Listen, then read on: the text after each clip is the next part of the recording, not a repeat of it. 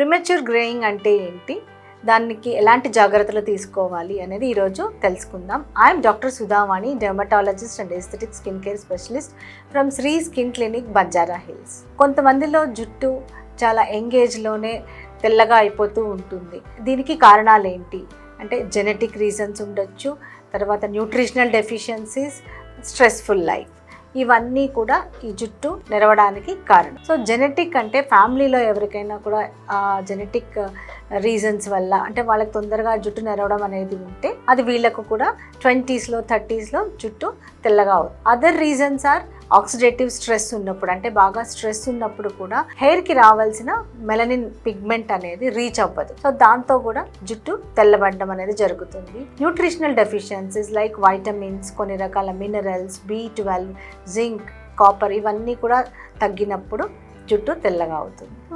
ఒకసారి ఈ జుట్టు తెల్లబడుతుంది అంటే అండర్లయింగ్ కాజెస్ ఏమున్నాయి అనేది చూసుకోవాలి. ఒకవేళ స్ట్రెస్ ఉంటే ఆ స్ట్రెస్ నుంచి కొంచెం అంటే రిలీఫ్ ఎలా వస్తుంది అంటే మెడిటేషన్, యోగా అలాంటివన్నీ చూసుకోవాలి. లైఫ్ స్టైల్ మార్చుకోవాలి. సో స్ట్రెస్ఫుల్ లైఫ్ నుంచి కొన్ని రకాల హాబీస్ అలవాటు చేసుకుంటే కూడా ఈ స్ట్రెస్ నుంచి తప్పించుకోవచ్చు. తర్వాత న్యూట్రిషనల్ డెఫిషియన్సీస్ ఉంటే like vitamin B12.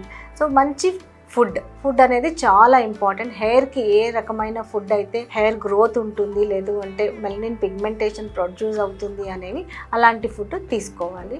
So vitamin B12, omega-3 fatty acids, copper, zinc, iron ఇలాంటి మినరల్స్ రిచ్ ఉన్న ఫుడ్ తీసుకోవాలి. హార్మోనల్ డెఫిషియన్సీస్ ఏమన్నా ఉన్నాయా, underlying hormonal deficiencies like thyroid, diabetes, ఇవన్నీ కూడా చెక్ చేసుకోవాలి. సో ప్రాపర్ డెర్మటాలజిస్ట్ సజెషన్ చాలా ఇంపార్టెంట్ ఈ దీంట్లో.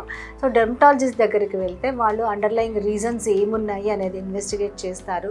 సో మీకు ప్రాపర్ ట్రీట్మెంట్ అనేది జరుగుతుంది. సో ప్రిమెచ్యూర్ గ్రేయింగ్ గురించి ఏమైనా డౌట్స్ ఉన్నా కూడా you can call us, contact us and subscribe our channel. Thank you.